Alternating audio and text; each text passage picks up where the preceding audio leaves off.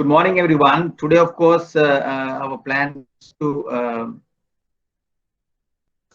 we'll have a TUT quiz. Then I will discuss some important points about the theory of firm.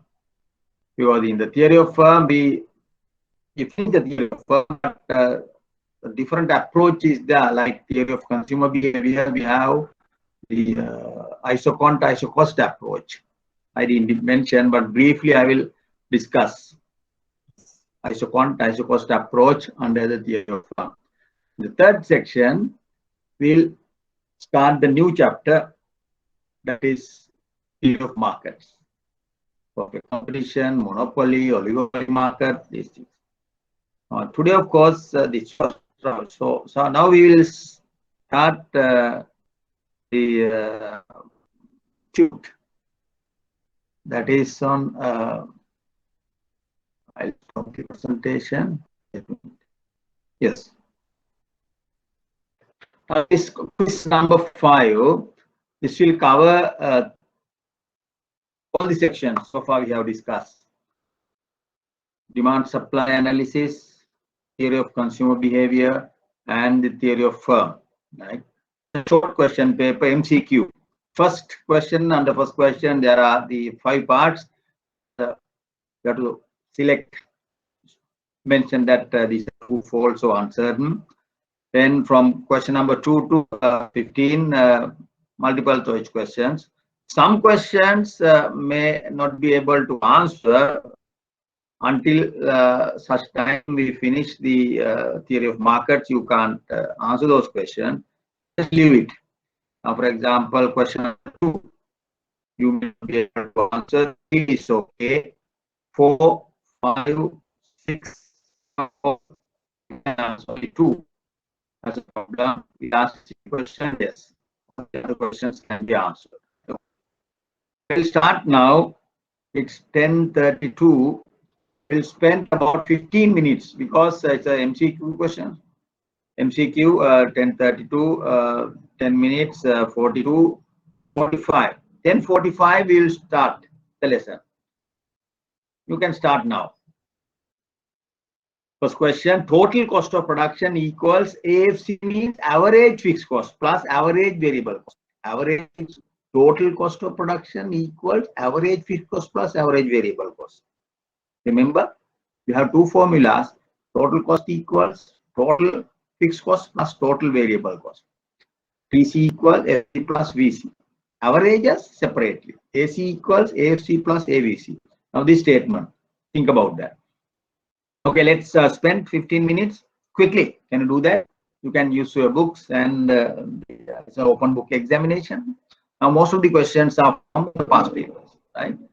Question number 1, part D also, you leave it to us. Once we finish today's lesson, you can answer that question. Anyway, some of you are familiar with these concepts. You can answer, no problem. Yes. Stop now. First question, I want you to answer those questions. They give me the answer. First part, part A. Total cost of production equals AFC. A stands for average. Average fixed cost plus average variable cost. Total cost of production equals average fixed cost plus average variable cost. True or false? Tell me. True or false? True or false? True, false, or uncertain? Yes. True or false? Yes. Tell me, one of you answer that. It's a very easy question, right? What is the answer? It's a true or false? Total cost of production equals what? Total cost of production, TC, equals FC. Total fixed cost plus total variable cost. That is the correct statement. Average cost separately equals average cost equals average fixed cost plus average variable cost. But in the statement says that total cost equals average fixed cost plus average variable cost. Statement is false. Statement is false. Answer these questions. It doesn't matter. These interactions should be there. We should discuss. Otherwise, there is no point in discussing this. In the short run, the levels of all inputs are variables. In the short run, the levels of all inputs. Inputs mean labor, capital. All are variables in the short run. True or false? True or false? Tell me. Hello. One of you answer this. True or false? False. Good. Very good. Thank you. False. Because in the short run, one of the inputs fixed. One will be variable, not all. One input, one of the inputs is fixed. Other inputs, variables. At least one input is fixed in the short run. They are not variable, not all variable. Statement is false. Good. The cost, fixed cost depends on the level of output of the firm. What is fixed cost? You said TC equals fixed cost plus variable cost. TC equal total cost equal fixed cost plus variable cost. The fixed cost depends on the level of output of the firm. True or false? That means when output is 10, fixed cost different. When output is the 100, fixed cost changes. Output 200, fixed cost changes. Statement is true or false? Hello? False. False. Very good. Fixed cost, remember the graph? Fixed cost, whatever the output level, it is a horizontal line. Whatever the output, whether you produce 10 units, 100 units, 1000 units, it is fixed. Okay. Good. Part D, I will give you the answer. An entrepreneur reports, I am losing money. I am losing money, but I am not shutting down. That shutting down, shutdown is a very important term. Shutting down. I am losing money. I am not shutting down. Given that he is attempting to maximize profits in the short run, reaction is rational. If the firm is covering its variable cost, if the firm is covering its variable cost, statement is true. In the short run, today you start the business. You can't make profit. It might take some time. It might take some time. So in the short run, maybe 3 months, 4 months period, you are losing. After that, but you operate. You don't give up. You operate for this 6 months or 1 year period at a loss. Why is that? Things will improve. Things will improve. So you are not shutting down. But as long as your variable cost is covered, you produce at a loss.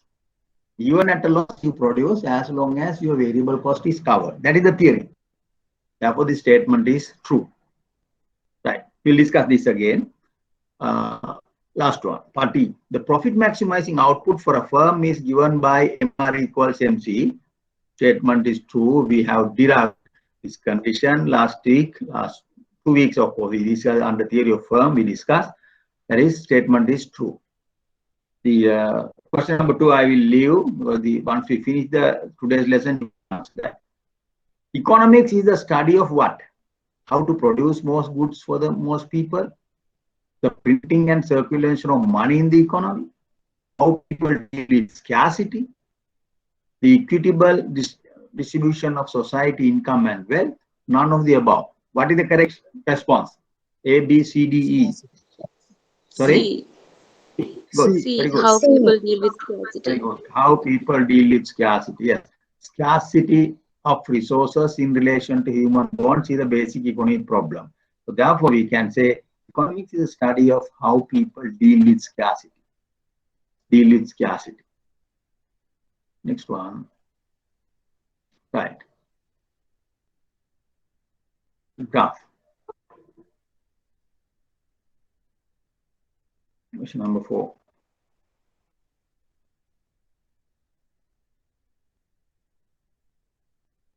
Free enterprise economy.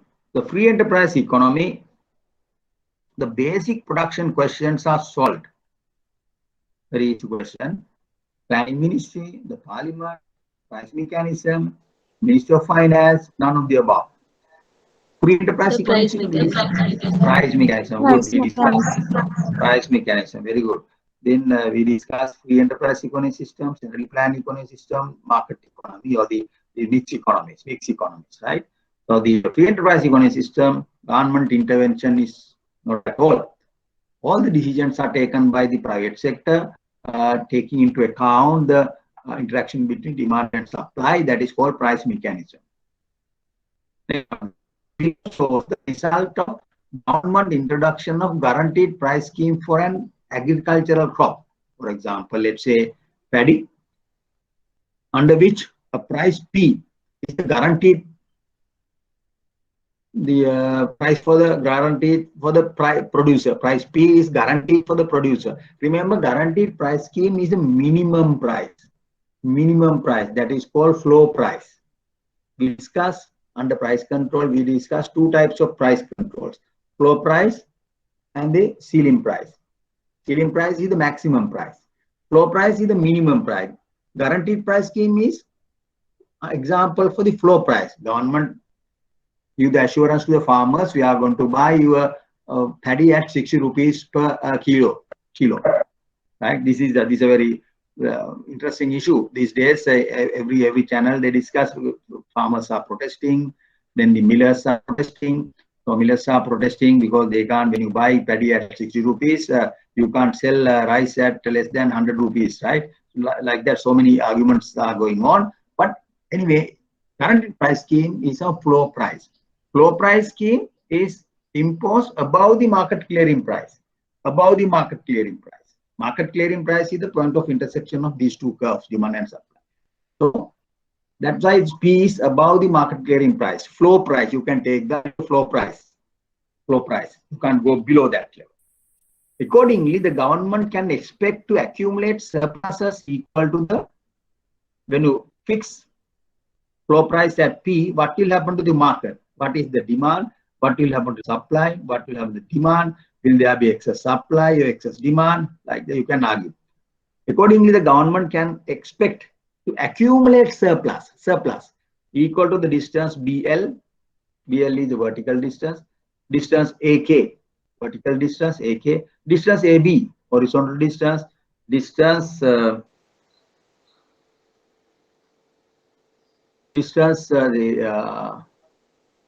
the AK, AB, distance PA, this distance PA. Distance AB. AB, good. Distance AB. Why is that? At you always, first point is P at P. Supply is indicated by B. B at B. Supply. When you draw a line parallel to this x-axis, and again we get the vertical axis, vertical line until it touch the quantity. Quantity is supplied is this, given by shown by point B. Quantity demanded is shown by A, because the price is high. Producers, guaranteed price scheme for the producers. Producers are encouraged to sell more paddy to the government, therefore their supply increases. But the price is high, demand. Millers don't want to buy paddy at that price, they cut down the demand at A. So therefore there will be excess supply of paddy at P equal to distance AB, distance AB. Right, good. In consumer choice, diminishing marginal rate of substitution implies convex indifference curves, diminishing marginal utility, intersecting indifference curves, downward sloping budget line, negatively sloped indifference curve. What is the correct response? Diminishing marginal rate of substitution. What is diminishing marginal rate of substitution? Consumers' willingness to substitute good Y for good X decreases. When you get more and more of X, your willingness to substitute good Y for good X diminishes. That is, MRS diminishes. MRS diminishes. Why is that? What is the reason? What is the reason? When you get more and more of one good, the importance of other good diminishes. When you get more and more for the one good, more rice, importance of another good. Let's say the bread diminishes. Why is that? Because when you get more and more of one good, means your marginal utility of this the X diminishes. Importance of X diminishes. As a result, your willingness to substitute other good also diminishes. Main reason is the law of diminishing marginal utility is the reason. consumer choice theory, diminishing marginal utility, rate of substitution. That means consumers' willingness to substitute good Y for good X. Why is that? Reason is diminishing marginal utility. Diminishing marginal utility of the other good. Therefore, his willingness to substitute good Y diminishes. Right. The demand curve for pencils is given by D equal 85 minus 5P and supply is given by 25 plus 5P, where P is the price of pencils when pencil market is in equilibrium. The quantity of pencils bought and the equilibrium price of pencils are respectively. Now there is no correct answer. None of these responses are not correct, but I want you to calculate what is the equilibrium price, equilibrium quantity. Equilibrium price and quantity, tell me, there's a typo here. Typing mistakes is there. So but you can calculate what is the equilibrium price and equilibrium quantity. At equilibrium, quantity demanded D equals quantity supply. D equals S. D equals S. Then you get 85 minus 5P equals 25 plus 5P. 10P equals what? 10P equals what? 60. 10P equals 60. You can solve that. Simple equation is the okay. Anyway, tell me what is the price and quantity demanded. Any one of you maybe can do it. What is the price and quantity demanded? Yes. Price is how much? Equilibrium price is how much? Equilibrium price? 6. Good. 6. Quantity? 55. 55. Very good. When equilibrium price 6, you substitute this, you equate demand equals supply, then solve for the price. Price is 6. Equilibrium price is 6. 60 divided by 10 is 6. Then you substitute 6 into one of these equation, either the demand equation or supply equation, no problem. You get the same answer. Why is that? Equilibrium, quantity, same. If you substitute 6 to the demand equation, 85 minus 5 is 6, 30. 85 minus 30 is 55. 55. Please correct this. So response A, they say 6 and 1480. That is wrong. It's 1480 and put 55. 55. I can change that, but I don't think. Yeah, this should be 55.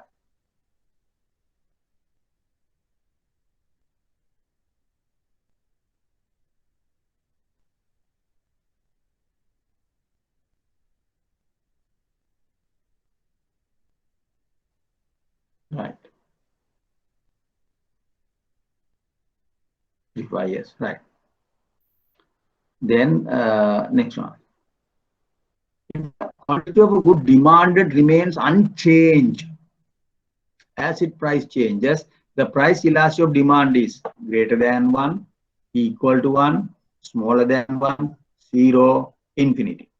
Quantity demanded of good demanded remains unchanged. What is the shape of the demand curve? Remember? Whatever the price, quantity demanded, same. What is the shape of the demand curve? Demand curve is vertical or horizontal? Whatever the price, you buy the same quantity, same quantity. Demand curve is, what is the shape of the demand curve? Demand curve? Vertical. Vertical demand. Vertical. Along vertical demand curve, whatever the price, if price is 10, 15, 100, 200, 2000, people buy the same quantity. No change in quantity demanded when price changes. Elasticity 0. Perfectly inelastic demand curve. 0 elastic, I think we discussed in the exam. In the note, we discussed this type of demand curve. Perfectly inelastic demand curve, horizontal demand curve. Right, okay.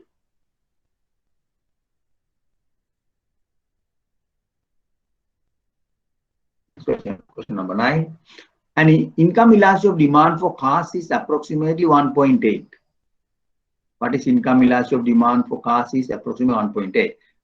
This figure implies that if income increases by, okay, what is the correct answer?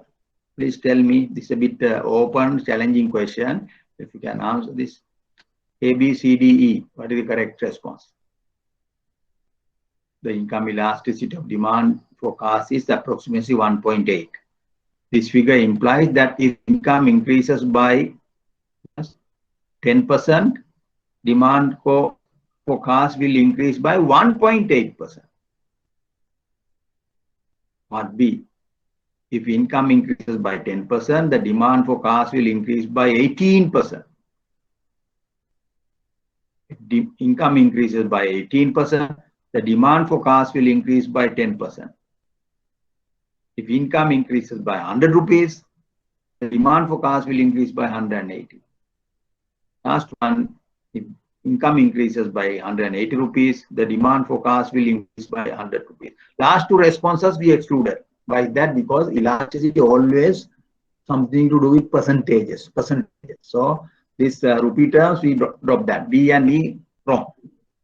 Then we have A, B, C. What is the correct response? A, B, or C? B. B. Very good. Why is that? Because income elasticity is defined for a 1% change in income. If you increase income by 1%, demand will increase by 1.8%. Income increase by 1%, demand will increase by 1.8%. 1.8%. If demand increases by 10%, demand will increase by 80%. 10 times that. 1.8. Demand increase by income increase by 1%. For 1% increase in income, demand will go up by 1.8%. For 10% increase in income, demand will increase by 18%. Correct response is B. Good. Thank you. D. 10%. If income increases by 10%, the demand for cars will increase by 18%. First response is wrong. They say income increase by 10%, the demand for cars will increase by 1.8%. Wrong. Because you have to multiply that by 10%. For 10%, 1.8. 18%. 1%, 1.8. 10%, 18%. 100%, 180%. Like that. 1000%, 1800%. Like that.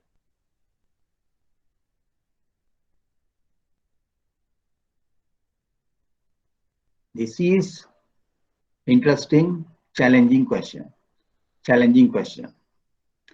The price elasticity of demand for mobile telephones is reported to be minus 0.7. Inelastic demand, minus. Price elasticity, minus 0.7. Price elasticity always negative, no? Minus 0.7.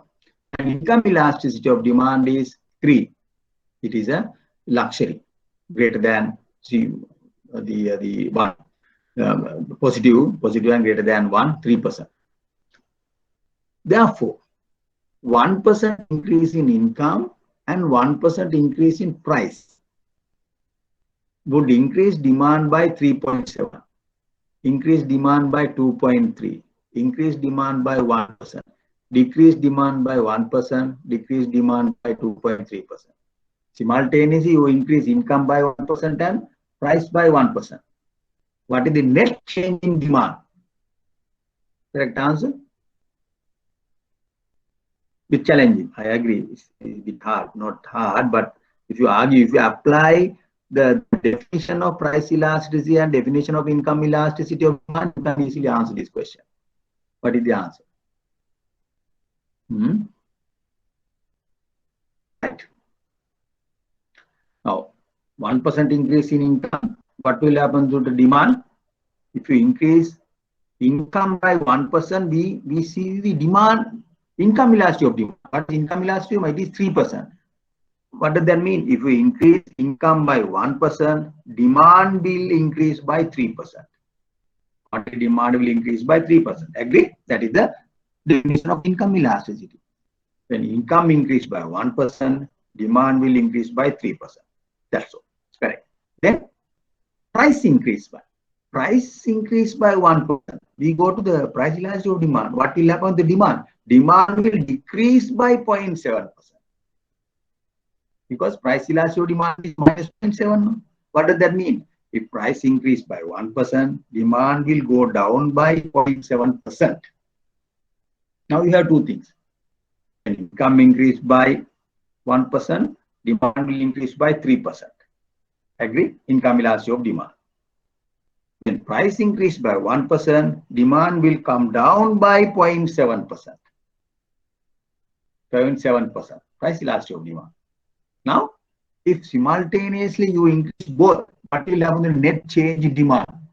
3% increase, 0.7% drop. 3% increase in demand, 0.7% drop in demand. 2.3%. Net increase, of course. 3% increase, then demand come down by 0.7%. That is 2.3%. Response is correct. Response is B. Demand will increase by 2.3%. If you want, I can explain that.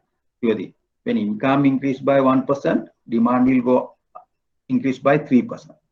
If price increase by 1%, demand will come down by decrease by 0.7%. So plus 3 minus 0.7. Plus 3 minus 0.7 is 2.3 plus increase. 1% increase in income and 1% increase in price would increase demand by 2.3%. That is the correct response. B. Agree. Okay. Because this is an interesting question. This is one of the American textbooks I got. That is a very interesting example. That's why.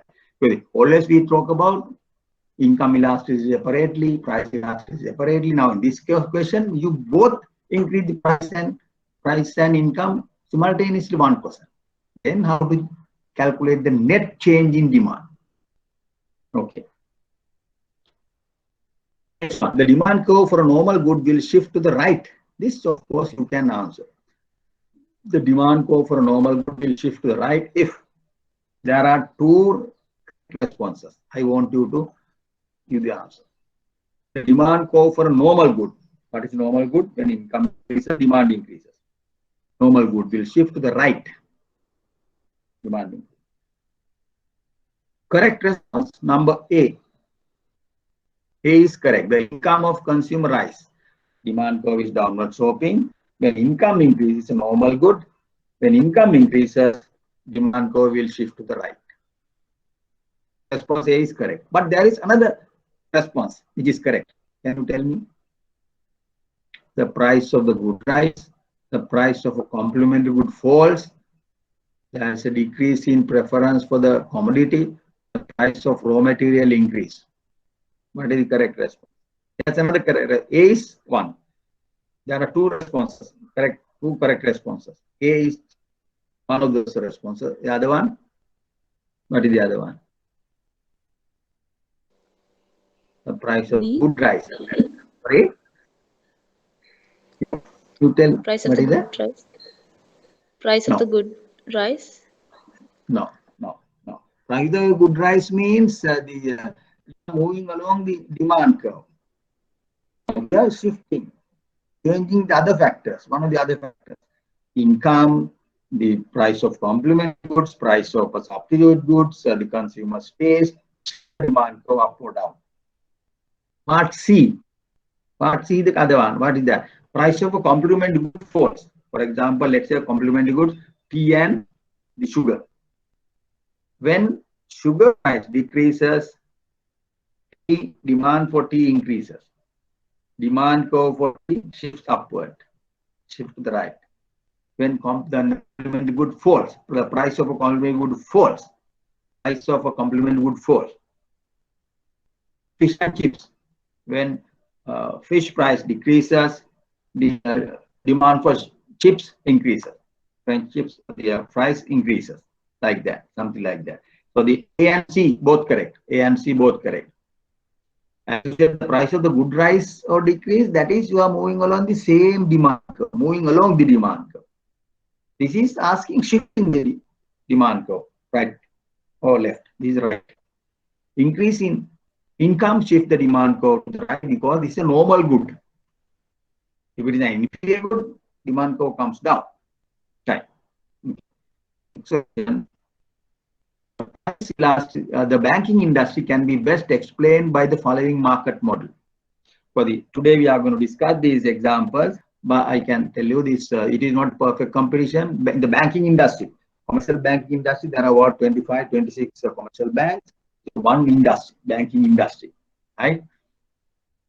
So among those banks, there is no perfectly competitive market. Monopoly market, in the case of monopoly market, one or two banks dominate, or one bank, pure monopoly, one bank dominates the market. No. Oligopoly market. Oligopoly market is the correct response. C, oligopoly. In the oligopoly market, we have perfect competition, we have monopoly market, we have the monopolistic competition, There are a large number of the market structures. Oligopoly is one of the markets. Difference between oligopoly and other market structure. Key difference between other market structure is the strategic behavior. Oligopolies behave strategically. Sampath Bank, when they take a decision, they study what other demand products are available, what are the interest structures available. Accordingly, you take the decision. Your decisions are conditioned by what is going on with the market. That is the strategic behavior. Oligopoly market, you have strategic behavior. Players behave strategically. Oligopoly. Today we are going to discuss this market structure. Oligopoly structure. Banking industry, all over the world, the banking industry, always there's a oligopoly market structure. Oligopoly market structure. Last question. Last question, again, it's a bit difficult question. Which of the following is not a characteristic of a perfectly competitive industry? The firms in the industry behave strategically, that is then not a characteristic. Perfectly competitive market, firms take decision independently. You don't care what other people are doing. Perfectly competitive. Oligopoly is always strategic behavior. Strategic behavior. Now, in the life also, some decisions we take, we don't care what other people are talking about us, telling about us, our haircuts or the earrings or whether you are bald-headed or one earrings, we don't care. Right? But some other decisions, we always see what is going on in the market, fashions, right? So when you selection of clothing, right? So the shoes, bangles, so the earrings. You go in the market, then you take decisions. Some decisions we take strategically, some other decision we take independently in the life, right? That is the oligopoly, not only completely strategically, completely independently, right?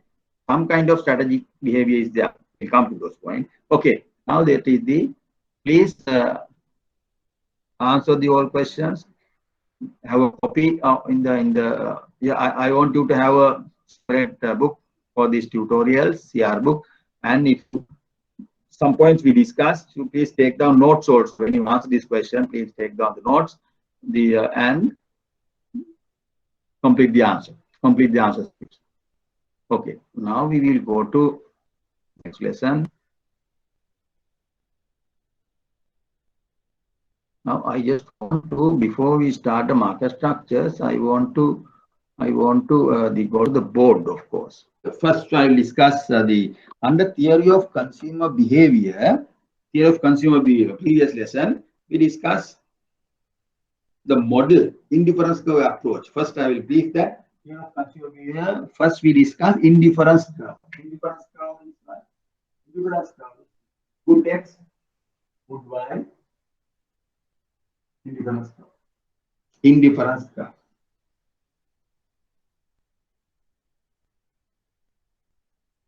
Then we discuss budget line.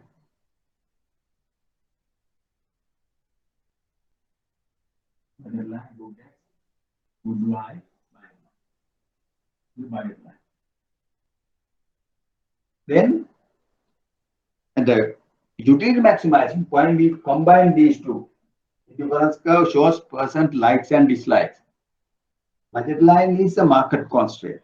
Then he maximizes the utility subject to budget constraint. But in the budget constraint, you have the indifference curve, tangency point. We take the equivalent utility maximizing X and utility maximizing Y. X star, Y star. Right?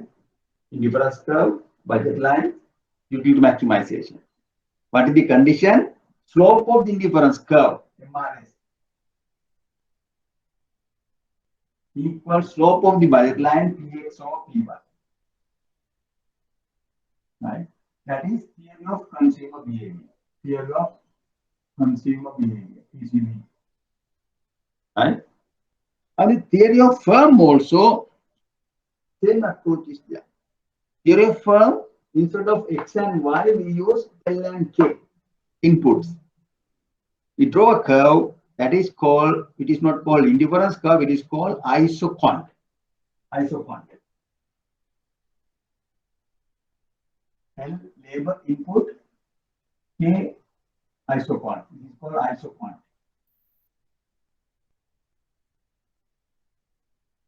Iso means constant.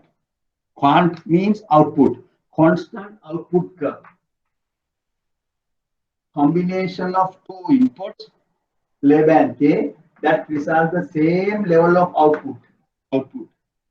If we use it, this is called isoquant. Let's say output level is 100. If we use this combination, that combination, again another combination, K and L, same output is resulted. Same output is result. Y equals FKI, production function, K and L. 3 and 4, 100. Labor K, labor 3, capital 4.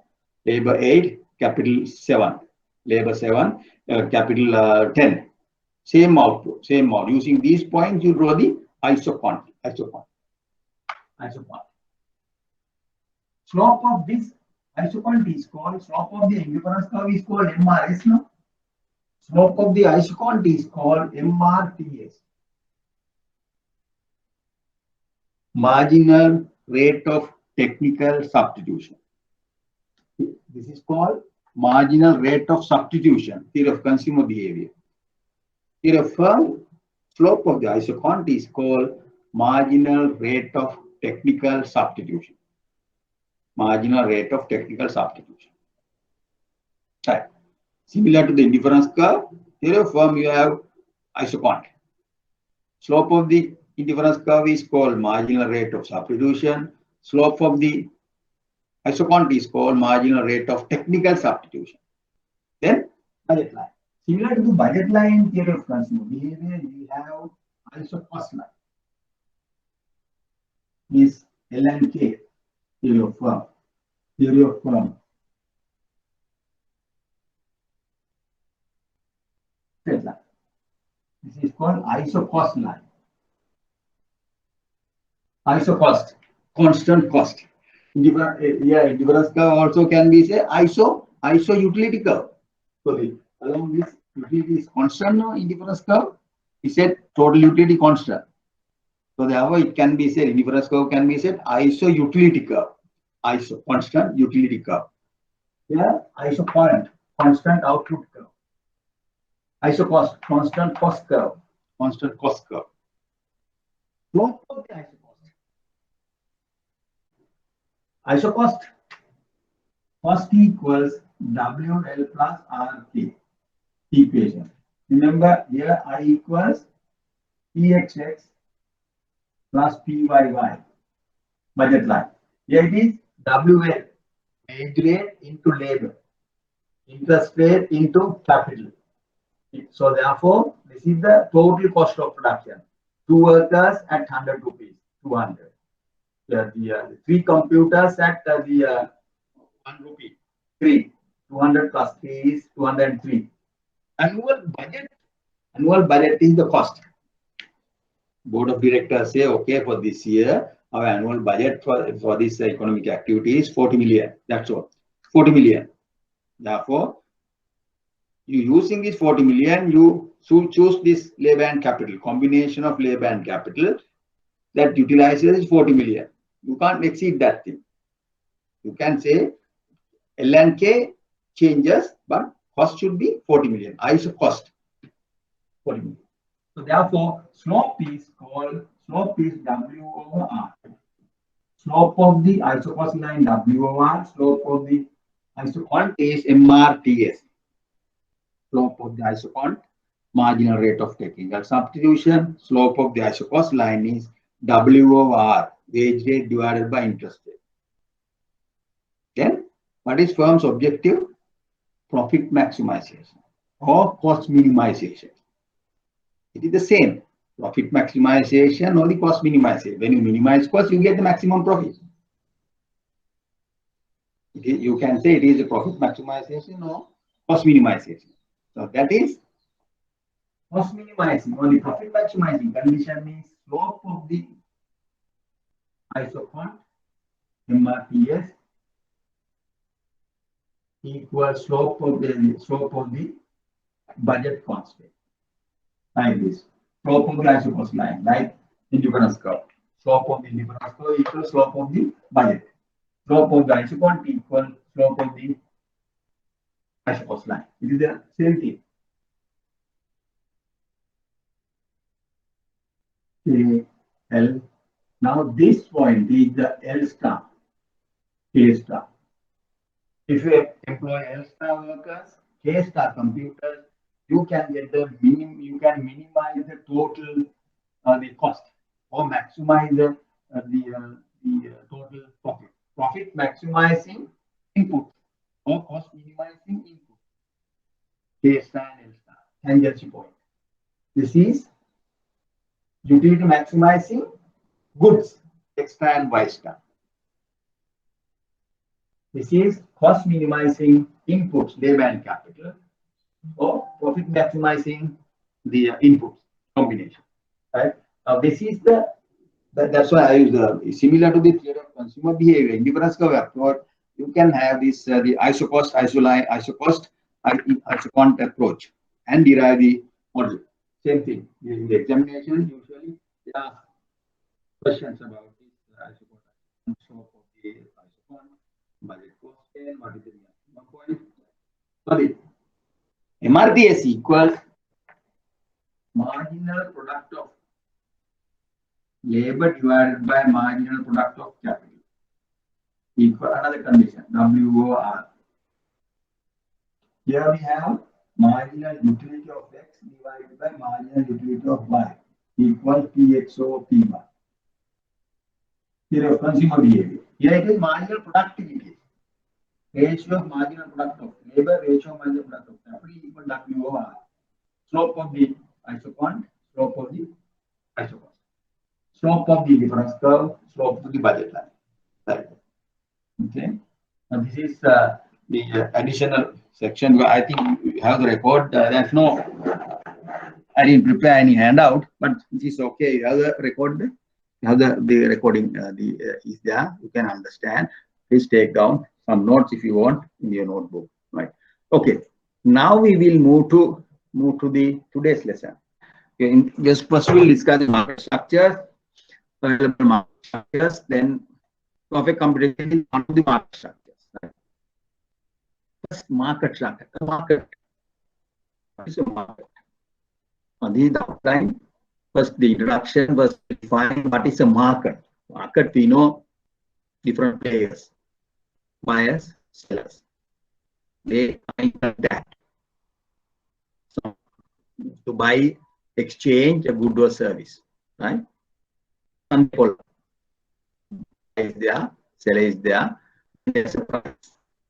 Then market structures, different markets, different structures. LP gas industry, distribution of the electricity, distribution of crude oil, different markets. Distribution of electricity, distribution of the oil, the diesel and petrol corporation is the monopoly. So some markets you have large number of buyers, large number of sellers. Some of the markets large number of buyers, very small sellers. Some market no, only one seller, monopoly market. Right? Then of these market structures we are going to discuss perfect competition, monopoly, monopolistic competition, oligopoly. All these market structures, first we discuss the characteristics of these market structures. Today's lesson is the perfect competition, perfectly competitive market structure. What are the basic assumptions? Then the MRAR schedule, profit maximization in the short run, in the long run, we will discuss in the perfectly competitive market structure. Fish market, value, St. John's market, vegetable market. Large number of sellers, large number of buyers. Both are price takers. Right? Perfect company. Today's, of course, first we discuss the market structure. After that, we will discuss about the perfect competition. Next lesson, monopoly. What are the assumptions? What are the shape of the MRAR curve? How does the monopolist maximize profit? Like that. Third lesson, we will discuss oligopoly market. Assumptions, Profit maximization, out of the firm, the oligopoly decided profit maximizing output, the short run and the long run, right? Okay. Market. A market is a group of buyers and sellers for a particular good or service. The buyers as a group determine the demand for the product. Buyers represent demand side. And the sellers as a group determine the supply of the product. Paddy. Is supplied to paddy farmers. Who demand? Millers represent the demand side. So we don't buy paddy, no? We buy rice. Or the millers buy paddy from the farmers. Then they buy paddy and mill. Put that to the market. Then we buy rice. Then the millers or the wholesalers sell rice. Retailers sell rice. So we come to the second stage of the market. Consumer. Some markets physically bring together the buyer and the seller. I think we discussed this at the beginning of the lesson. This course we discussed physically bring together. Supermarket. Right? Other markets operate in intermediary market. You can't see the buyer and seller. Stockbroker is there. You want to buy 1,000 shares for a company, you call your stockbroker and ask him to arrange the trading. Then stockbroker know the information about the sellers. Then he bargain and arrange the things. E-trading, e-commerce. E-commerce also you can't see the buyer and the seller. Buyer and the seller. Right? For example, if you want to buy some store, some the latest the award-winning film, right? Copy of the film. If you want to buy a book, textbook from the bookshop, then go to their particular website of the trader, seller, order the book, pay using your credit card, you pay, and they confirm visit following day or 2 days after your order, they deliver the book to your doorstep. You are the buyer. You can't see the seller. Seller can't see you. E-commerce. C2C, consumer to consumer. Some e-commerce activities B2B, business to business. Some are C2B, consumer to business. Some are B2C, business to consumer. Right? Okay. Market. Market structure. Market structure. The structure of market is a description of buyers and sellers in that market. When you say market structure, market structure. Structure of the household. Structure of the household. Family members, mother, father, brothers and sisters, like that. Some, if there are some helping hand, some others. They have capital goods. Capital goods. Where are the capital goods in the house? In the house, capital goods in the kitchen. Refrigerator is there. Then the microwave oven is there. These capital goods. Knives are there. Right? All the things, capital goods are in the kitchen. Labor is there. Labor, sometimes one or two. Sometimes if your mother cook for yourself, for the family, mother cutting is labor. Right? If some helper is there, labor is there. In the kitchen is factory. Right? Then that's the structure of the household. Family members, kitchen is there, capital goods are there, how many refrigerators, how many TVs, how many the air conditioners, like that structure of the household. Like that market, you can explain how many buyers, how many sellers, what is the how does the buyers behave? Are they price takers, price makers? How does the sellers behave? Are they price takers, price makers? Or then are there any entry condition, entry exit condition, restriction? Some market you can't enter without the permission, proper permission. You can't enter some markets, into some market, right?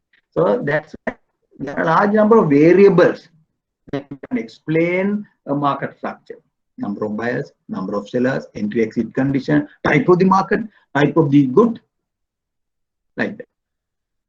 Structure of the market is description of buyers and sellers in that market. Right?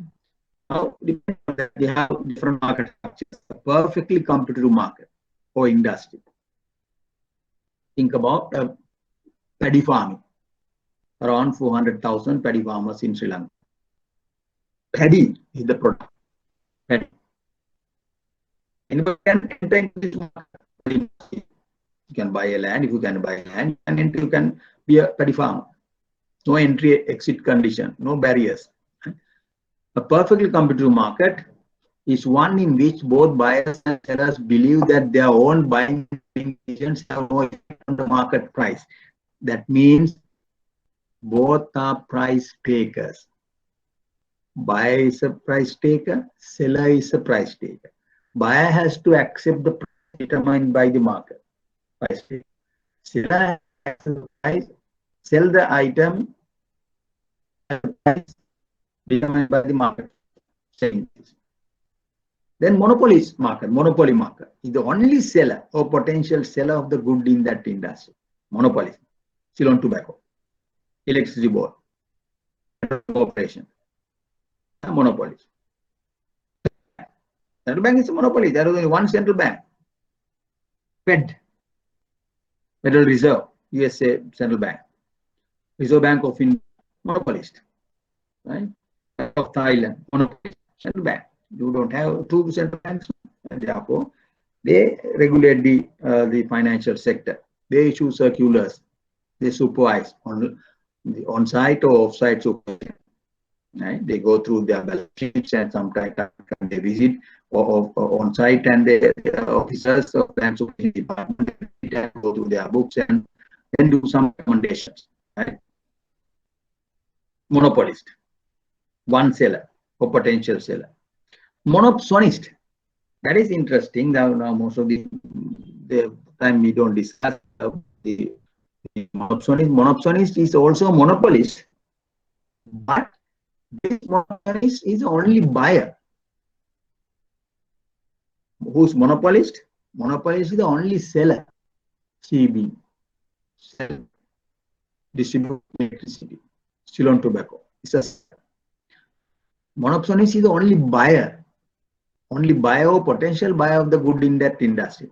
So monopsony market is a bit, we can think of something like this example. A remote village, no garment factory.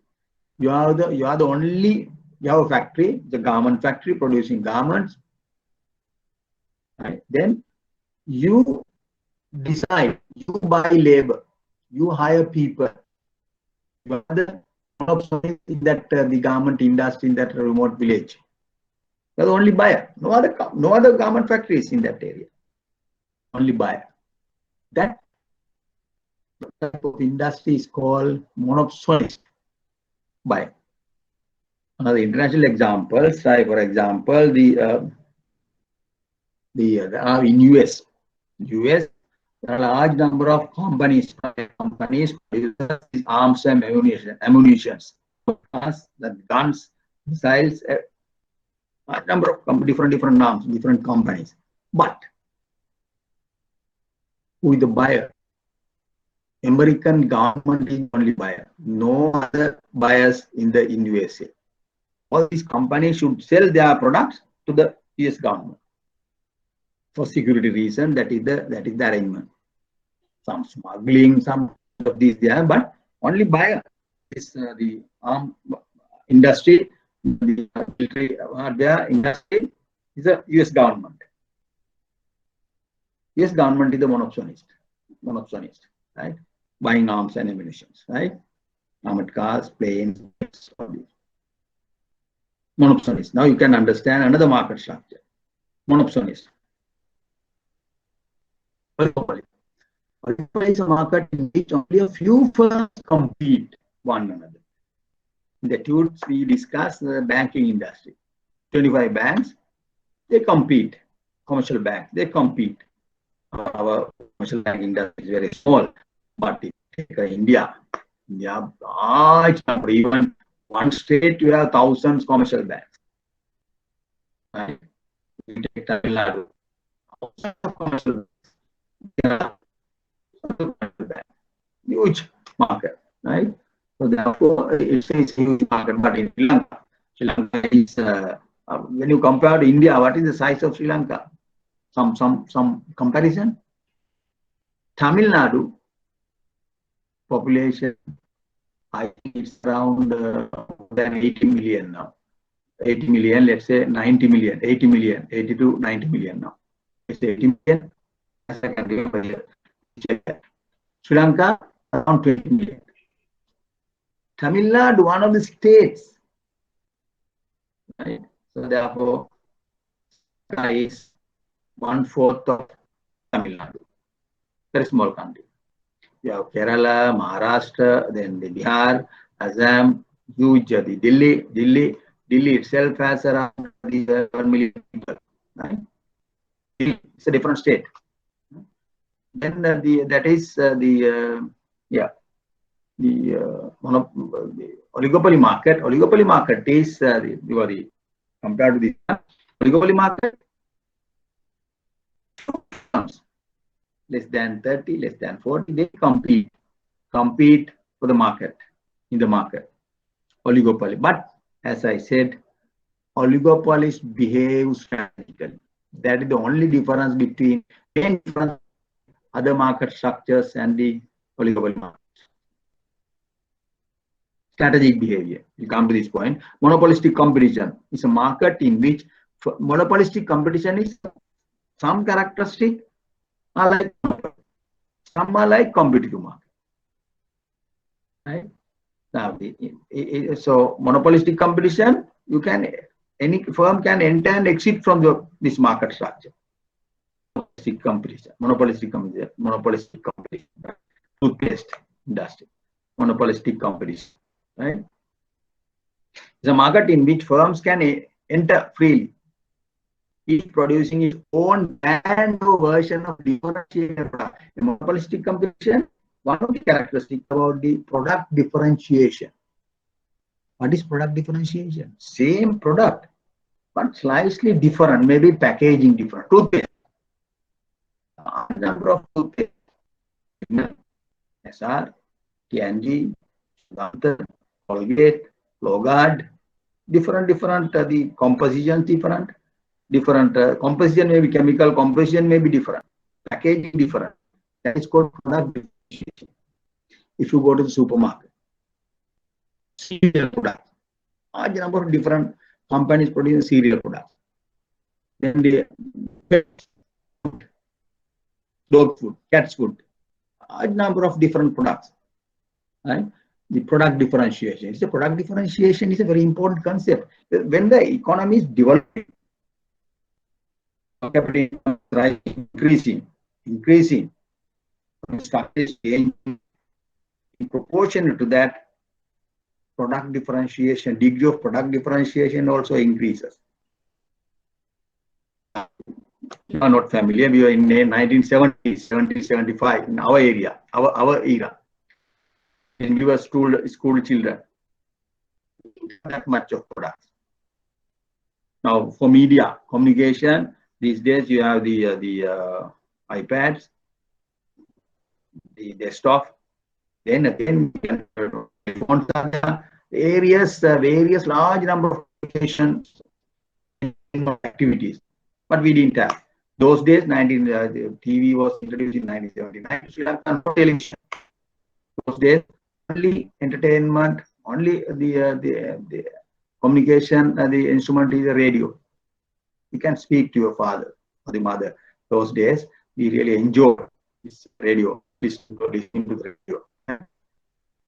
At 8 o'clock, 9 o'clock, we have different stories. One palace, various other stories. Family get together and listen to this radio. We didn't have the before 70s, 1970s, 72. Please speak to your mother. What happened is they say how they enjoy it, right? Sometimes your brothers may remember, right? So that is those 1970 up to 80s, 79 TV came, right? So that is the product differentiation is same product differentiated, different, slightly different product. Newspapers, toothpaste, cereal products, pets food, differentiation. So that's why the point is, the economy is developing. 1970s, we didn't have that much of product differentiation. Product differentiation may be zero. Nowadays, every service sector, every production sector, is a huge product differentiation. Cars, you can see. Option cars, electric cars, diesel cars, petrol cars, the different colors, huge product differentiation. Degree of product differentiation is huge in the automobile sector. Product differentiation. Monopolistic competition, one of the characteristics of the monopolistic competition is the product differentiation. Product differentiation, right? Haircuts, product differentiation. Now you can see, now this is a good example. The haircuts, different haircuts, different hairstyles, right? Product differentiation. Right. I'll come to this, the two questions again. The two questions you can answer, but once we discuss the characteristic of perfect competitive market, you can answer those questions, right? Okay.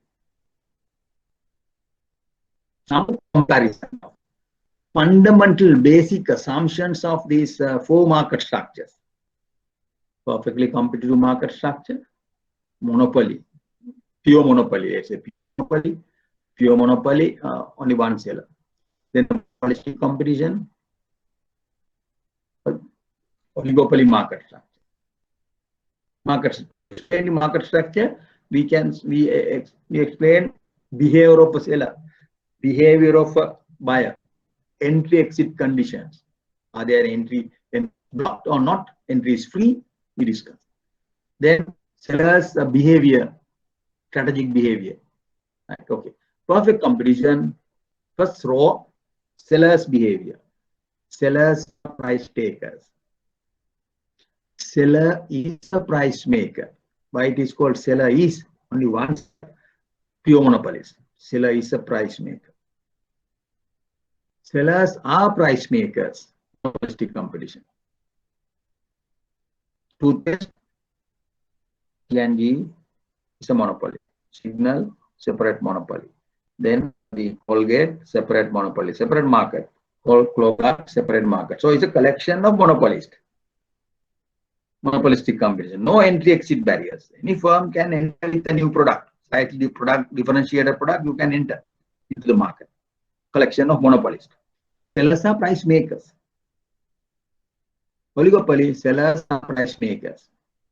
Oligopolies, sellers are price makers. Okay. Then entry exit conditions. Some markets entry is blocked. Some markets entry is free. Markets initially maybe entry is free, but when more and more firms enter, automatically there's some restrictions imposes. Perfect competition, entry into the market is free. Paddy farming, you can enter anytime or exit anytime. Entry and exit both free. Perfect competition.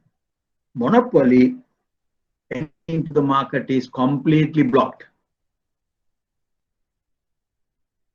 No other cigarette company enter into this the cigarette manufacturing industry, compete with their tobacco. No other electricity distribution company enter into the market. Electricity board is the monopoly. Blocked. It is blocked. If you want to enter, you have to get a permission. Government permission is important. Authorities, the permission of the authority, relevant permission is entered. Now, commercial banking sector. Entry is blocked. Even it's oligopoly market, it is oligopoly market and blocked. Why is that? You can't say any firm, if any firm can't start the commercial bank. in this country. You have to get the central bank permission, authority, license. When you get the license, central bank, the officers, they have some restriction conditions, right? Capital requirement is there. Initial capital should be so much. Then your location, bank supervision people go and check the location, because you are the receiver of other people's money. Custodian function is there, right? So maximum security of the other people's money. The central bank responsibility is to guarantee to the public, right? Has authority. They have the authority and they should guarantee the maximum security of the money and others assets. Therefore, bank supervision people go and visit the location, check the environment. Are there any other bank in there? Next to this, what are the other shops in this area? If they are not satisfied, happy, they write to you. We don't approve the location. Please change the location.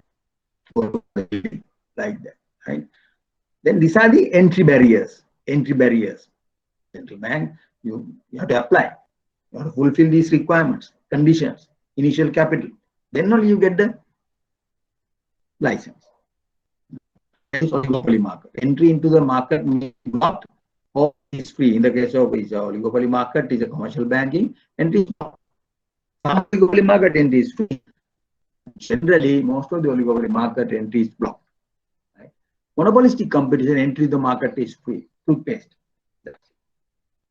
Any firm can enter into the monopolistic competition, but you have to come with a differentiated product.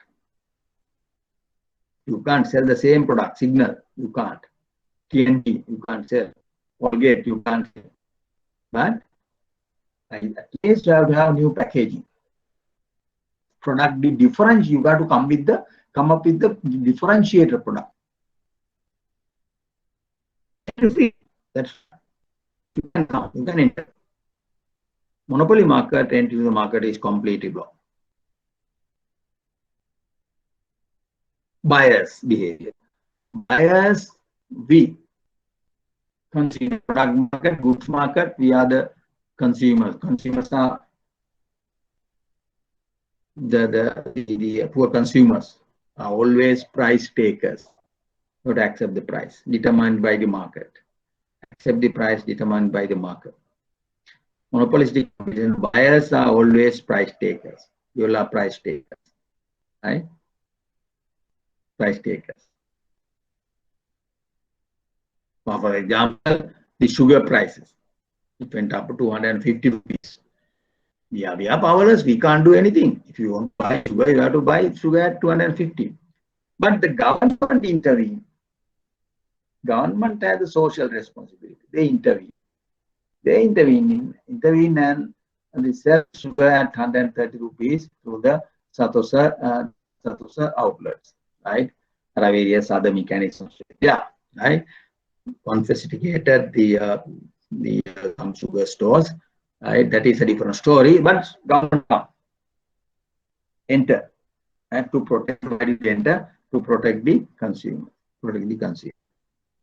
right?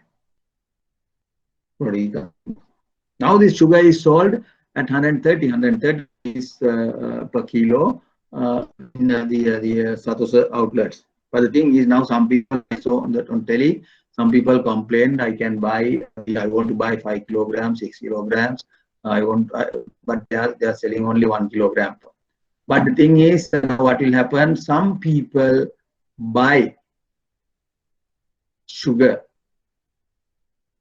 more than their requirement. Why is that? They know there's a huge some black market price is there. They buy sugar at 130, they can at least 150 rupees per kilo to some restaurants or some shops. You can say, right? Sometimes when there's a scarcity of petrol, some petrol the petrol stations, 2 queues are there. Sometimes a long queue.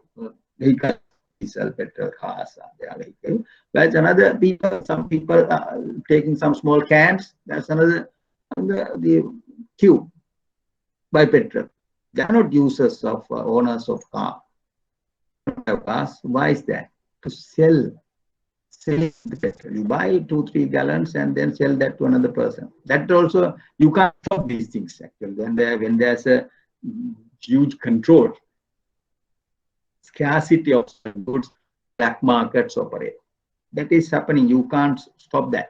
You can't stop that, right? Otherwise, the operational cost, catching the people, those who catching the black marketers will be huge. Cost will be huge. So therefore, at present, Sri Lankan, the vegetable market, fish market, sugar market, also this the market structure, there are some restrictions, controls are there. When there are controls, black markets emerge. People use various concepts. Even you don't have a car, you go and buy 2 cans of the petrols. You go and buy 2 cans of diesel.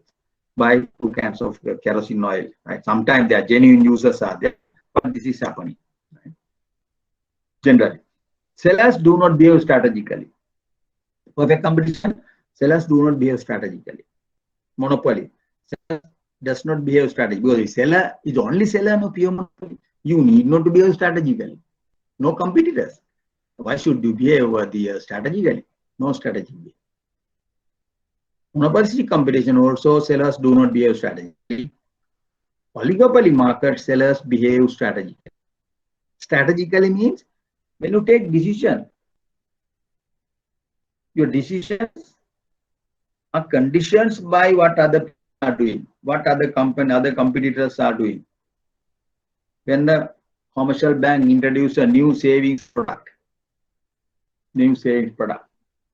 say savings product for COVID affected families, savings product, then they check, are there any bank has introduced this kind of product, COVID affected family, a new credit card or the new debit card, new savings product, slightly high interest rate? No.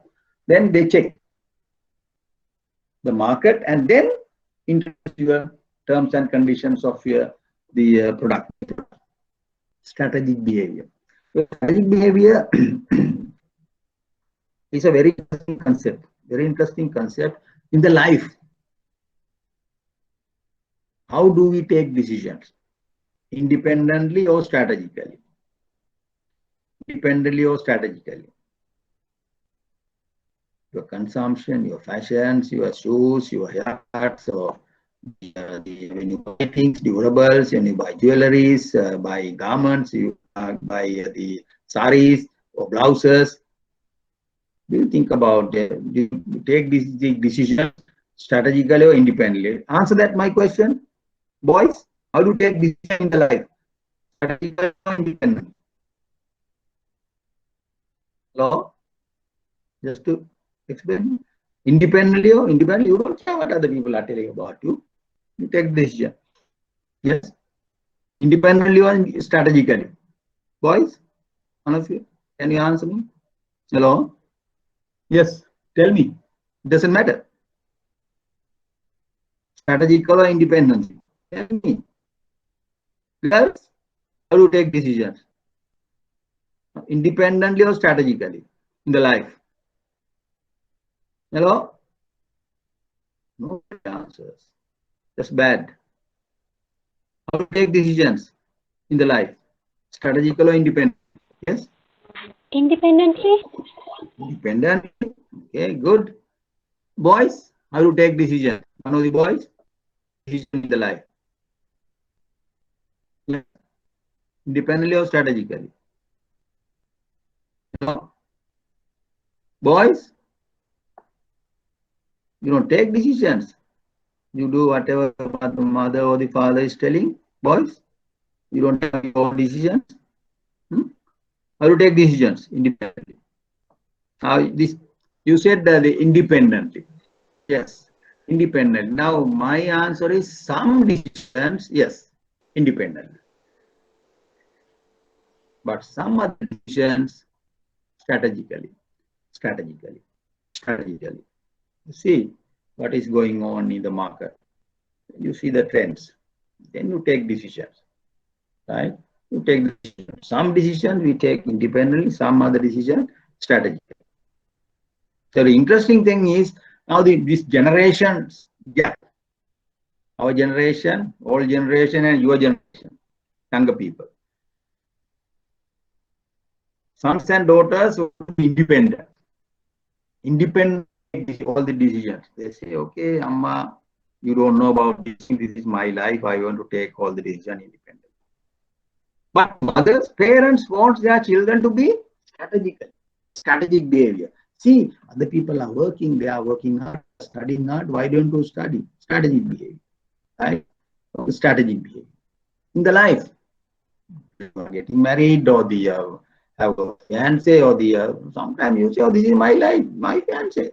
Don't intervene, this is my life. Independent. That is the conflict between the parents and the children. Children want to be independent, parents want them to be strategic. This is the ongoing conflict, strategic behavior, right? Some people say, okay, Amma, this is my life, don't intervene, this is my life, I want to take my decision, I want to go there, I want to go here, like that is my decision. But your parents have been in this world for a long time. They are experienced, they have intuitions, they have experience. They are the request. Not all. Some parents are very strict, very rigid, but they have to have some kind of communication style. You would say, no, I won't do this, I won't do that. This is not your job, right? Now, this kind of strategic behavior is because I just want to explain this. This is the using some life example, you can understand strategic behavior, right? But strategic behavior in the companies,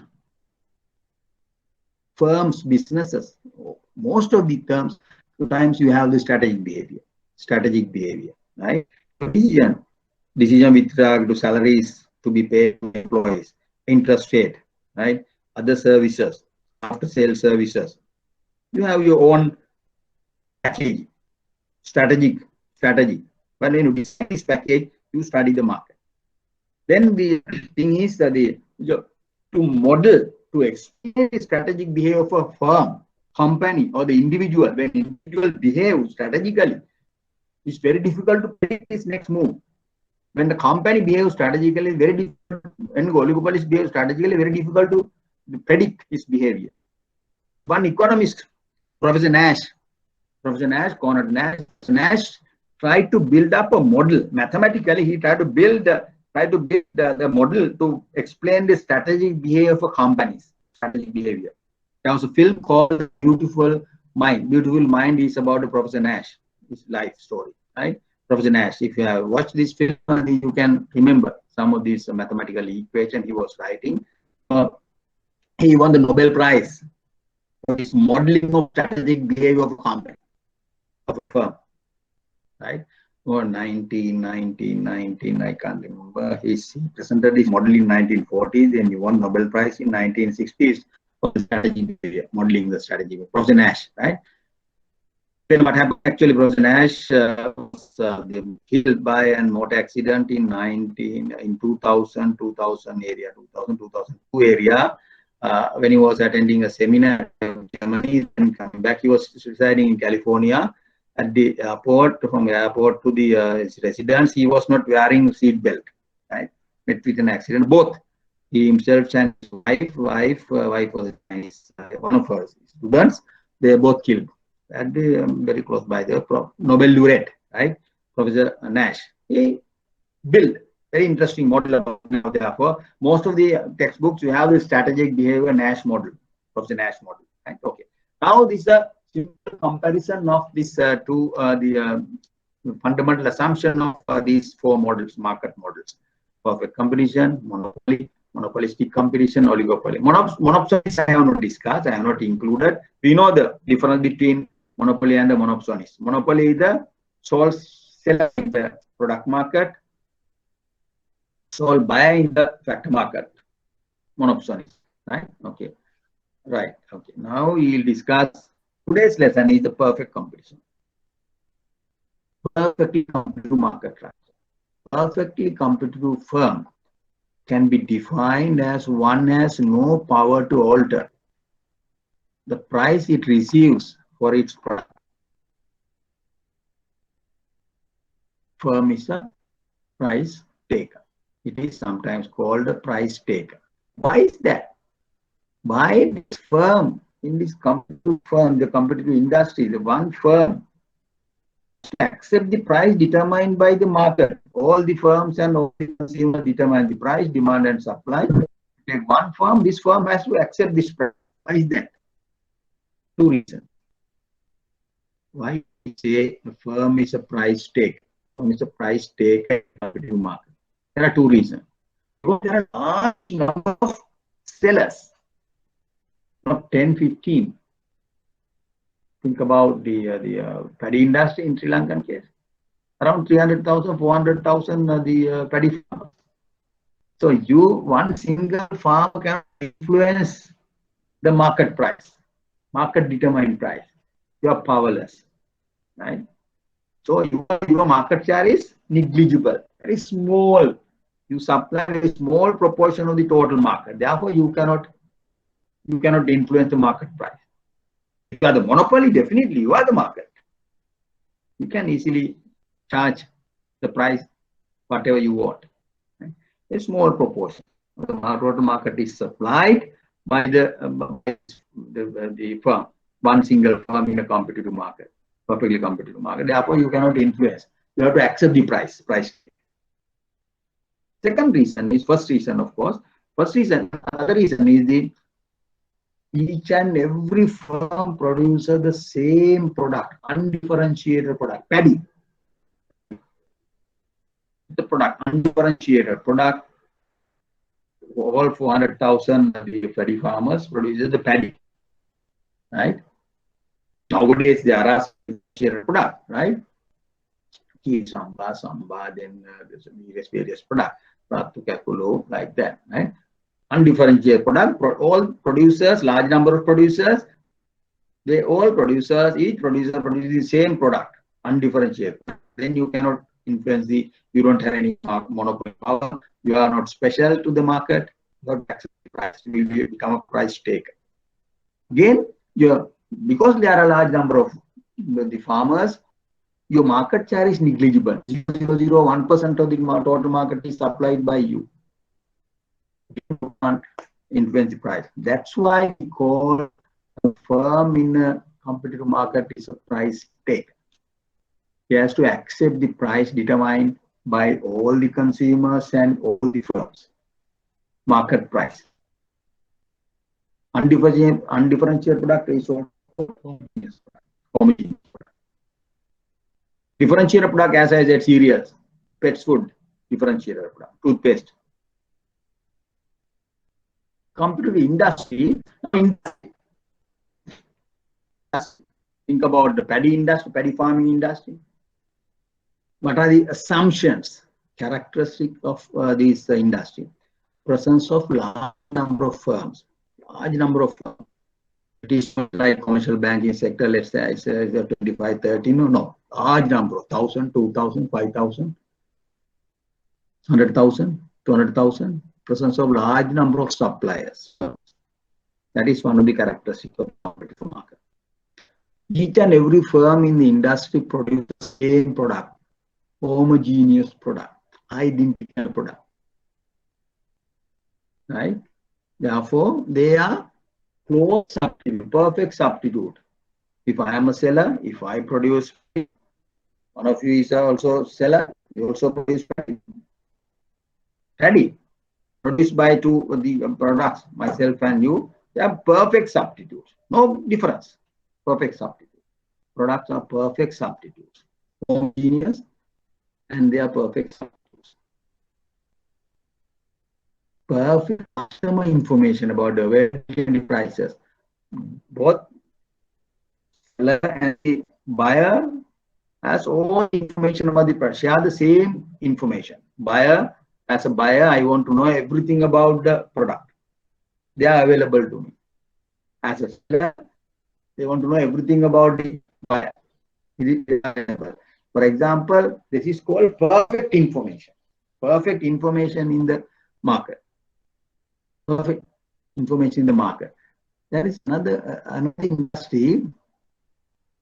Okay, let's say last assumption is the no entry exit barriers. Anyone can enter, anybody can enter, exit. Right? Now I'll explain the perfect customer information. I can give you one example. Another example, there is no perfect information. Insurance market. Insurance market, no perfect information. One of the examples, asymmetric information. For example, insurance industry, insurance company, if you want to buy health insurance, insurance company wants to know everything about your health, your age, your health condition. Are you on diabetes? Are you on high blood pressure? Are you a heart patient? Or have you done any surgeries previously? Why is that? Depending on that, your premium will be determined, right? But the customer, buyer is the customer. No? In this case, this industry buyer has all the information about his health condition. Sometimes he may not divulge all the information. Recently, he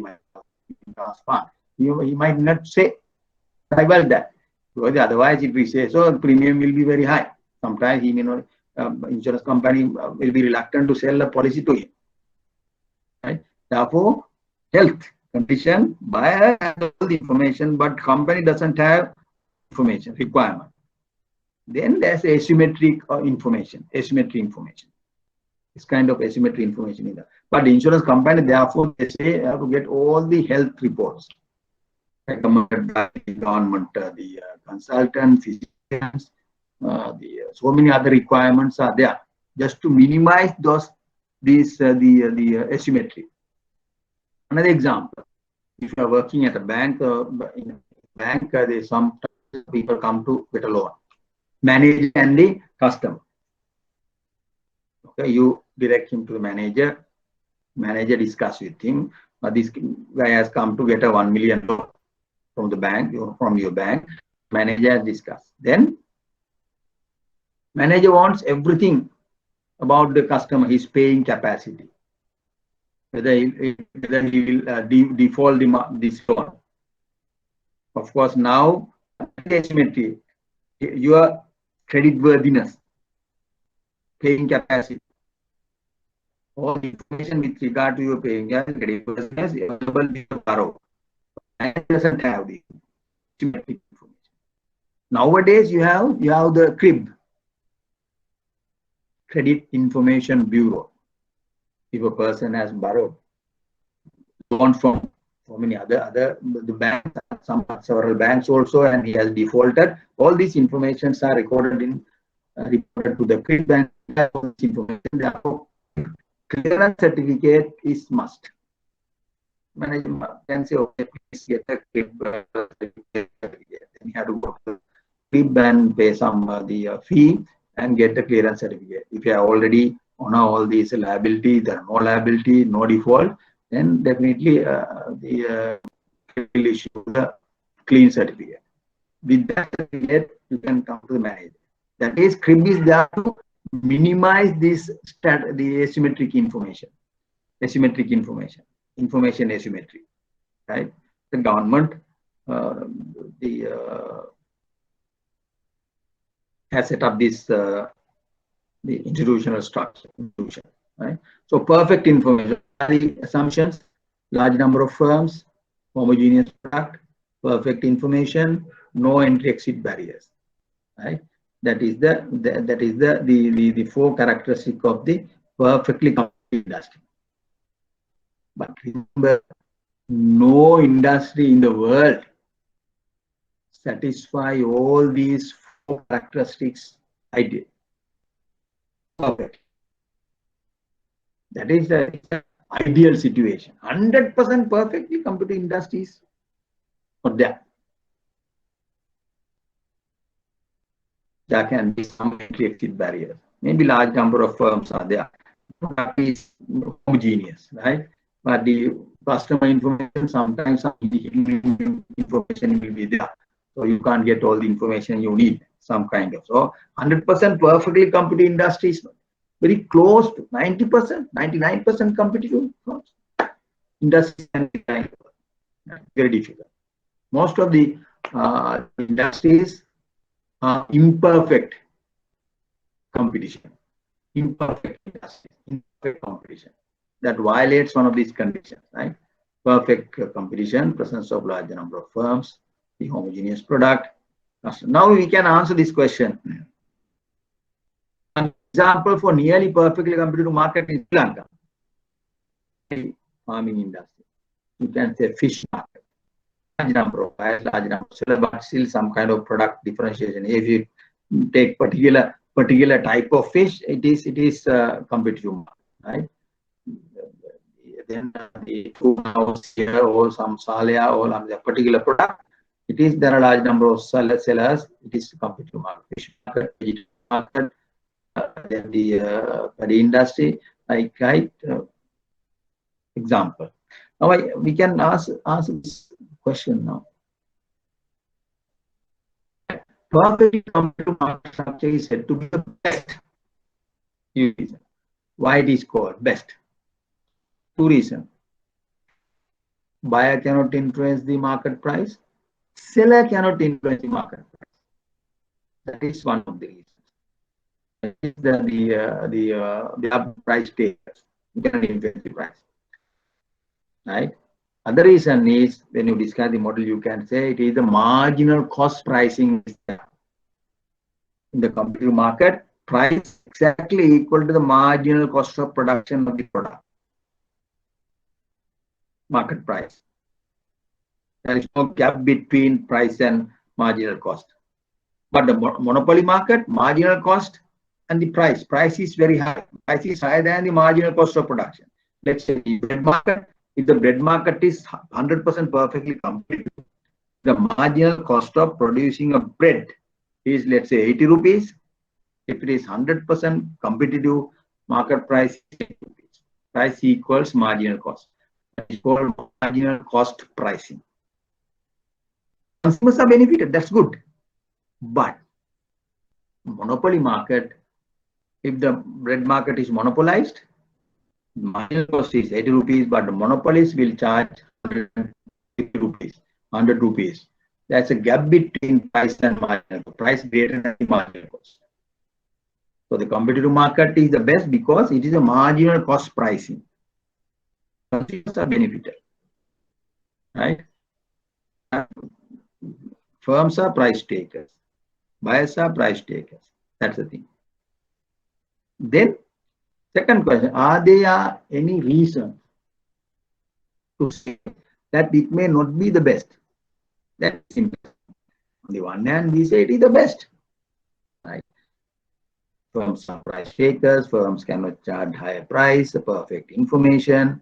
Then can we say it is not the best market structure? Why is that? Think about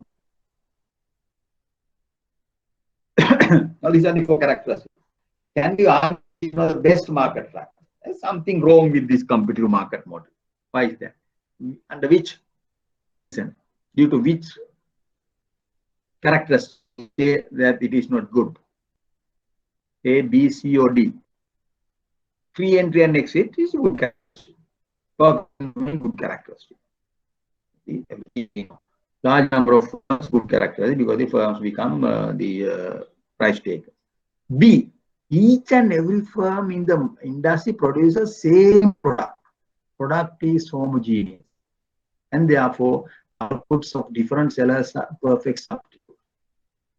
That's a problem. Some problem here. We consumers in the market prefer variety, product differentiation, right? Variety. The same color, same the sizes, same shirts, with same measurements, same blouse. Variety is no more there. If variety is not, so consumers' requirements are not satisfied. Homogeneous product, consumers will not be happy. Consumer look for variety. differentiated product, different style. That is not there in the competitive industry cannot cater, satisfy the consumer requirement. That is the problem. That's why people argue it is not the best. But in terms of price, it is the best. In terms of price, it is the best.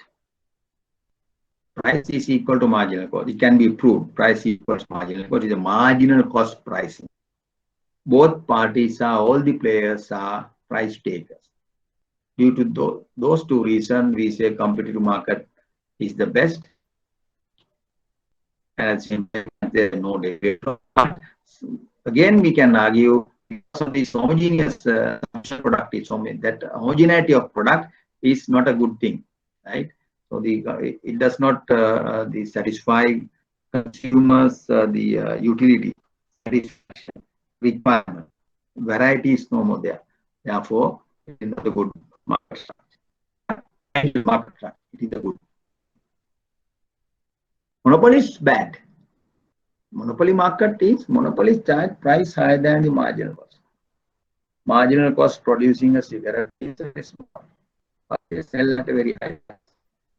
Marginal cost of producing a shopping bag is very small, less than 2 cents, charging very high, 50 cents, 1 rupee. So there's a gap between price and marginal cost. They are bad. Therefore, if you can create competitive market structure, perfectly competitive market structure in each and every product, electricity sector, cigarettes, the distribution of the electricity, then the distribution of this crude oil, you can create competitive market structure, that's good. But remember, this is a very important point. It's extremely difficult to abolish monopolies. If you can abolish the monopoly, LP gas industry, if you can abolish these the 2-3 companies and create a competitive market structure, you get the benefit. Marginal cost pricing. But it's extremely difficult to abolish the create competition, create perfectly competitive market structure in the market, very thin market.